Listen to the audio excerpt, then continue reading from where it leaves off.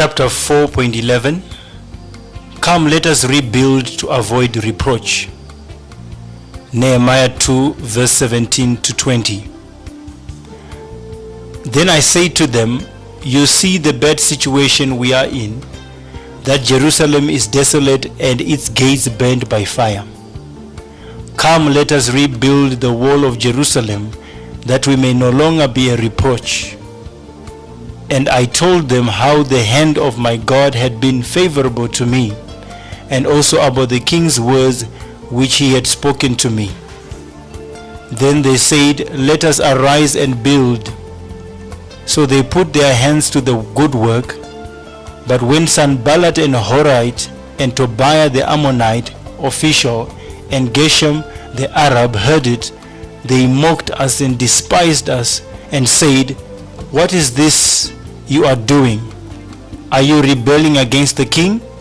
So I answered them and said to them, the God of heaven will give us success. Therefore we, his servants, will arise and build, but you have no portion, right, or memorial in Jerusalem. Nehemiah 2 verse 17 to 20. Number 1, team effort, verse 17 to 18. The Lord ministered to me this word on Saturday 9 March 2013 at 1 p.m. After Nehemiah had completed his secret survey and was satisfied that he had developed a workable plan, the time had come to reveal to the Jews why he was in Jerusalem. Them refers to the people mentioned in verse 16, Jews, common people, priests, nobles, officials. First, he challenged them to notice their deplorable circumstances, which had brought them trouble and disgrace. Verse 3. Then he challenged them to rebuild the wall of Jerusalem and followed his challenge with a personal testimony as to how God's gracious hand, in verse 8, had granted him favor before King Xerxes. When Nehemiah gave his challenge, the people's negative feelings became positive. Despair turned to hope. They responded and began to the rebuilding process. There are things in our lives which need rebuilding so as to avoid reproach.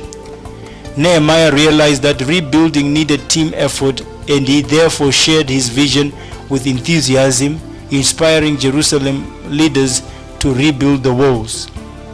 We frequently underestimate people and do not challenge them with our dreams for God's work in the world. When God plants an idea in your mind to accomplish something for Him, share it with others and trust the Holy Spirit to impress them with similar thoughts. Don't regard yourself as the only one through whom God is working. Often God uses one person to express the vision and others to turn it into a reality. When you encourage and inspire others, you put team effort into action to accomplish God's goals. Habakkuk 2 verse 2. We see above the importance of writing your vision in that other people may run with it. If you're still working on your own, chances are that you have not fully shared your vision, and you risk being overloaded with work, being overwhelmed to the point of losing the vision completely.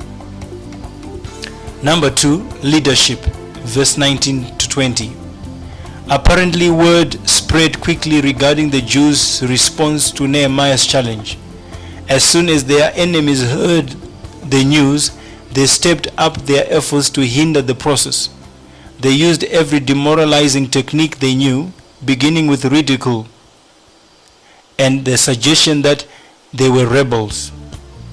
Joining Sanballat and Tobiah in verse 10 was Geshem and Arab. But Nehemiah was ready for their attack. He affirmed that the God of heaven would enable them to succeed. The Jews and God's servants would rebuild, but the three opponents had no share or claim or historic right to the city. Once again, Nehemiah brought the task both in the eyes of Judah and his enemies into clear focus. Their dependence was not to be on their abilities, human resources, or personal genius. Their hope was in the God of heaven. Nehemiah exhibited many characteristics necessary for the effective leadership. 1. He established a reasonable and attainable goal. 2. He had a sense of mission. 3. He was willing to get involved. 4. He rearranged his priorities in order to accomplish his goal. 5. He patiently waited for God's timing. 6. He showed respect to his superior. 7. He prayed at crucial times. 8. He made his request with tact and graciousness. 9. He was well prepared and thought of his needs in advance. 10. He went through proper channels. 11. He took time, 3 days, to rest, pray, and plan. 12.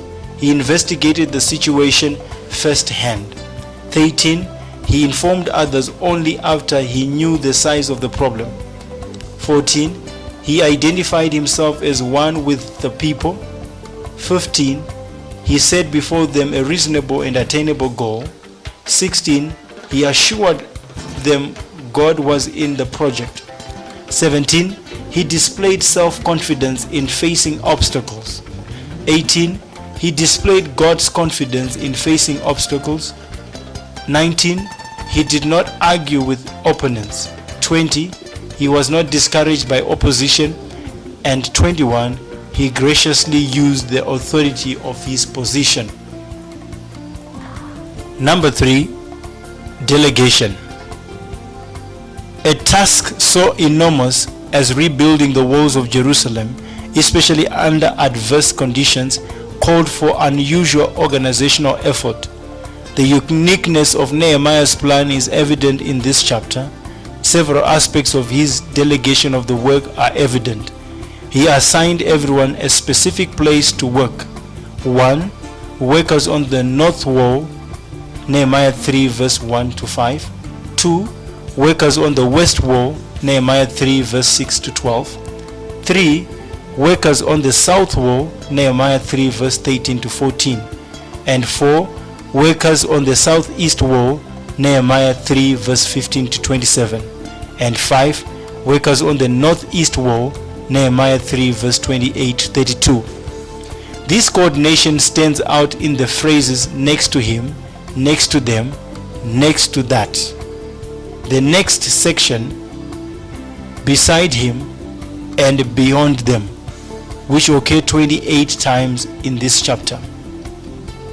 Assignments were made near people's houses, verse 21, verse 23 to 24, verse 26, Nehemiah 28 verse 30. Reasons for this plan are obvious. First, people who were assigned to sections of the wall near their homes would be more personally involved and consequently more highly motivated.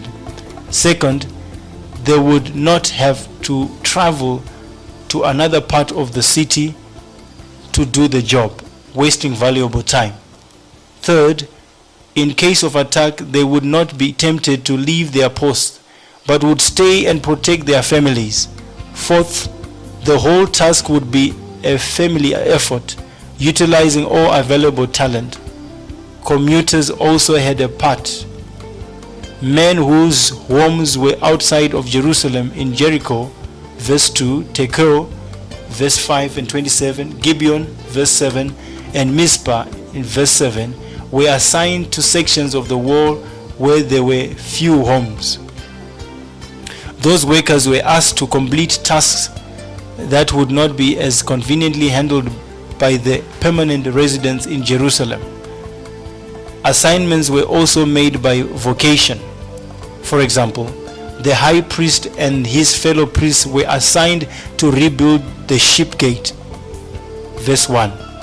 This was of particular interest to them because animals were brought through that gate to the temple for sacrifice. Other priests are mentioned in verses 22 and 28. Other workers whose vocations are listed include goldsmiths, verse 8, verse 31 to 32, perfume makers in verse 8, district and half-district rulers, verse 9 to 12, verse 14 to 19, Levites in verse 17, and merchants, verse 31 to 32. Even one man's daughters were involved, verse 12. Number 4, Nehemiah's reactions to opposition, Nehemiah 4. Chapter 3 might give the impression that once Nehemiah had carefully assigned everyone to a particular section of the wall, from that time on everything progressed smoothly. Not so. God's work seldom goes forward without opposition. In fact, this new leader in Judah faced many problems. Number 1, problems. A. Walls broken and gates burnt, Nehemiah 1 verse 2 to 3. B. False accusation of the workers, Nehemiah 2 verse 19. C. Ridicule of the workers, Nehemiah 4 verse 1 to 3. D. Plot to attack the workers, Nehemiah 4 verse 7 to 8. E. Physical exhaustion and threat of murder, Nehemiah 4 verse 10 to 12. F. Economic crisis and greed, Nehemiah 5 verse 1 to 5. G. Plot to assassinate or at least harm, Nehemiah 6 verse 1 to 2. H. Slander against Nehemiah, Nehemiah 6 verse 5 to 7. I. Plot to discredit Nehemiah, Nehemiah 6 verse 13. J. Tobiah moved into a temple storeroom, Nehemiah 13 verse 4 to 7. K. Neglect of temple tithes and offerings, Nehemiah 13 verse 10. L. Violation of the Sabbath by business activities, Nehemiah 13 verse 15 to 16. And M. Mixed marriages, Nehemiah 13 verse 23 to 24. Number 2, responses. A. Grief and prayer, Nehemiah 1 verse 4, and motivation of the people to rebuild, Nehemiah 2 verse 17 to 18. B. Confidence that God would give them success, Nehemiah 2 verse 20. C. Prayer, Nehemiah 4 verse 4 to 5. And action, greater diligence in the work, Nehemiah 4 verse 6. D. Prayer and action, posting of a guard, Nehemiah 4 verse 9. E. Positioning of people by families with weapons, Nehemiah 4 verse 13, Nehemiah 16 to 18. And encouragement of the people, Nehemiah 4 verse 14, Nehemiah 20. F. Anger, reflection, rebuke, and action, having the people return the debtor's interest, Nehemiah 5 verse 7. G. Refusal to cooperate, Nehemiah 6 verse 3. H. Denial, Nehemiah 6 verse 8. And prayer, Nehemiah 6 verse 9. I. Refusal to cooperate and prayer. J. Tossing out Tobiah's furniture, Nehemiah 13 verse 8. K. Rebuke, Nehemiah 13 verse 11. Stationing the Levites at their posts, Nehemiah 13 verse 11. And prayer, Nehemiah 13 verse 14. L. Rebuke, Nehemiah 13 verse 17 to 18.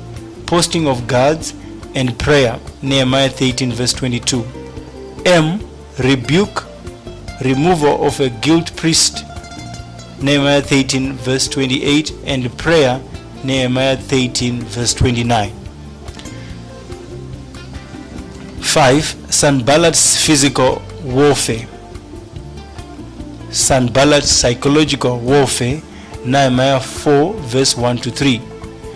As noted earlier, Sanballat was displeased when he heard that Nehemiah had returned to Jerusalem to help the Jews. Sanballat, however, did not know God's interest in his people.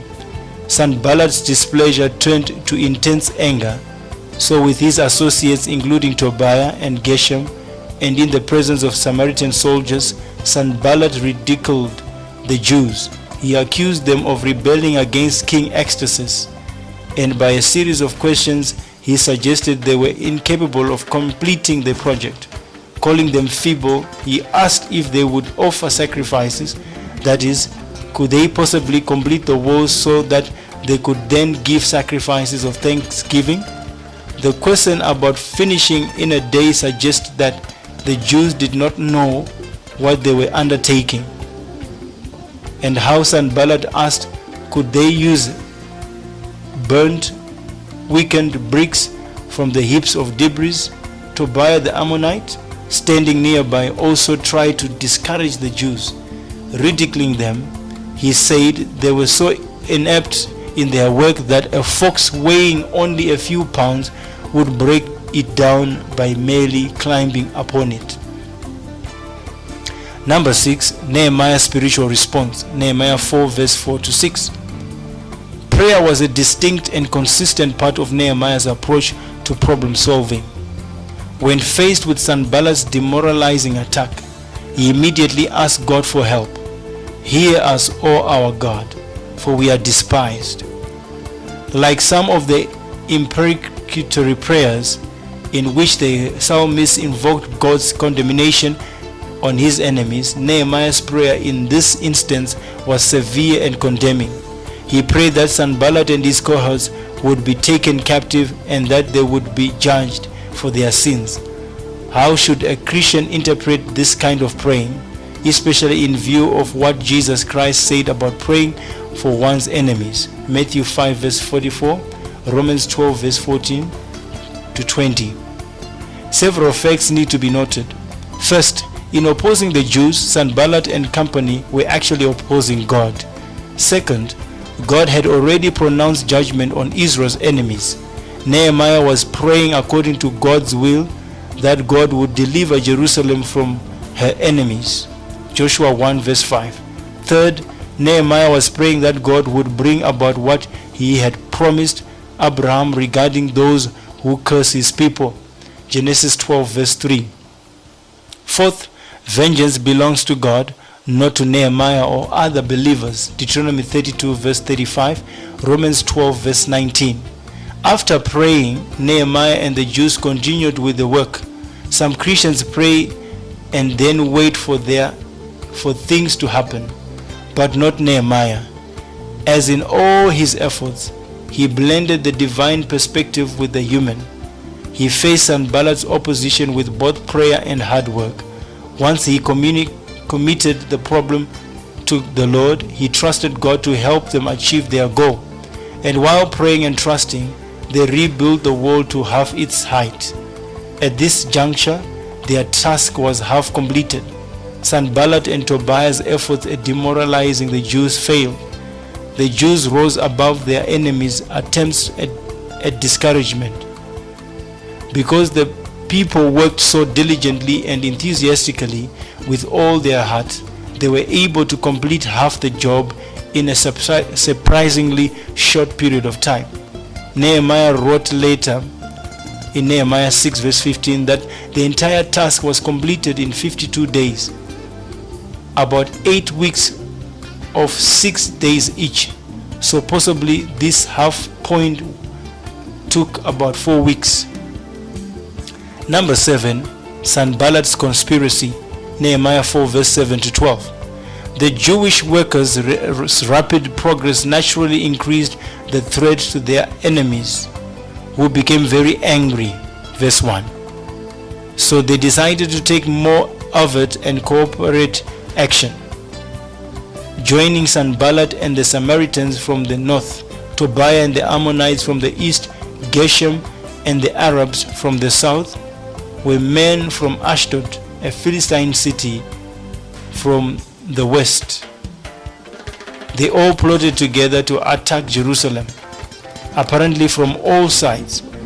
The corporate strategy of Judah's enemies was met by a corporate response.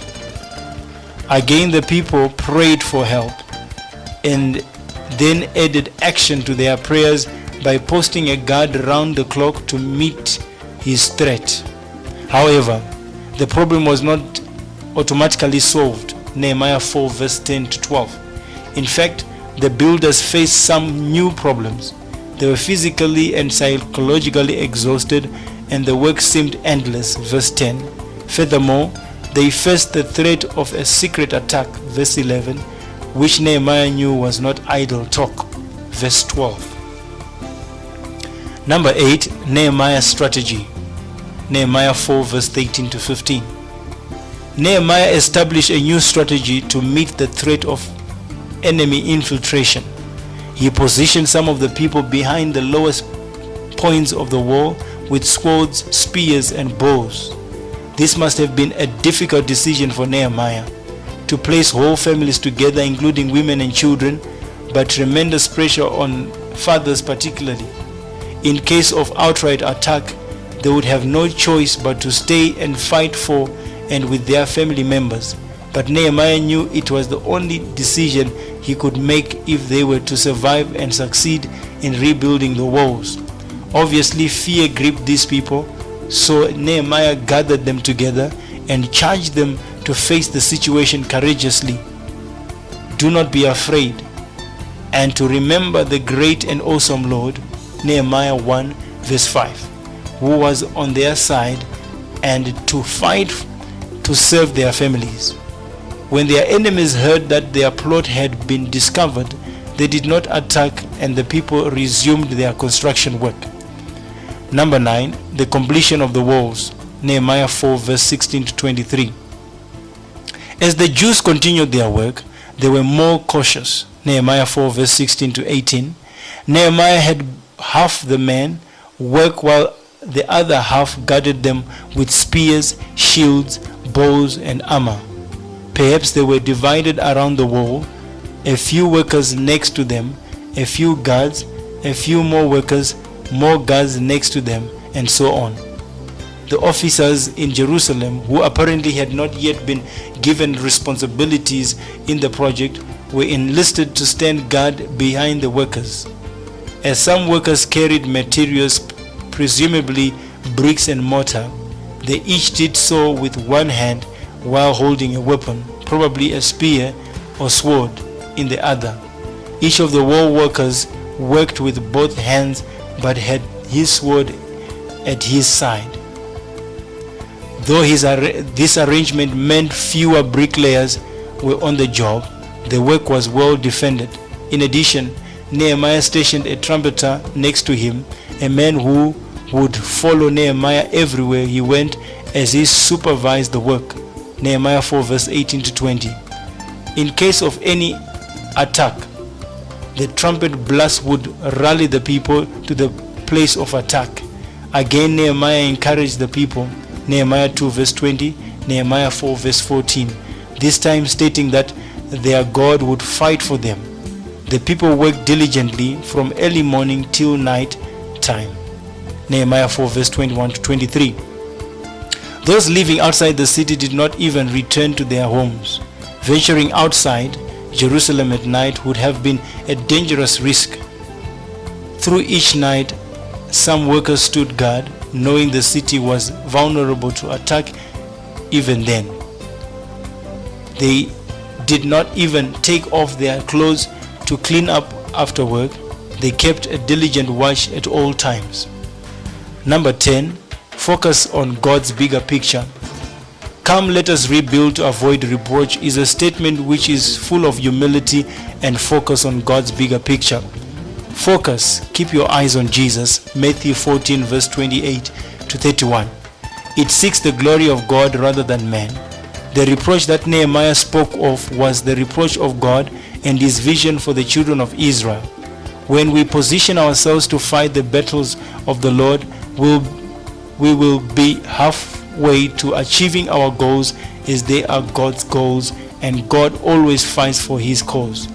Let us does not just refer to the unity of the people, but of the people and God. There are times when people can leave you and you feel left out and alone. The statement "let us" will still be applicable to you as an individual and God in three persons. This word worked in my life at a time I had lost hope in my marriage, ministry, and business. I appealed in prayer to my wife, fellow prayer partners, and business colleagues, as well as God, to build with me our God-given visions. When Moses would intercede for the children of Israel, he would remind God of the need to remain faithful to his promises for his name's sake and not judge them according to their sins and iniquities. This appeal would touch the heart of God, as it would remind him of his original intent and purpose for the children of Israel. Make a decision today to partner with God and his people in building your dreams and vision. We know in part and we prophesy in part, and therefore require the assistance of God and other people to lay hold of God's dreams. We, however, do it with self-determination and willingness, which comes as a gift from God. Philippians 2 verse 18 says, "For it is good, and it is God who is at work in you, both to will and to work for his good pleasure." Philippians 2 verse 18. Amen.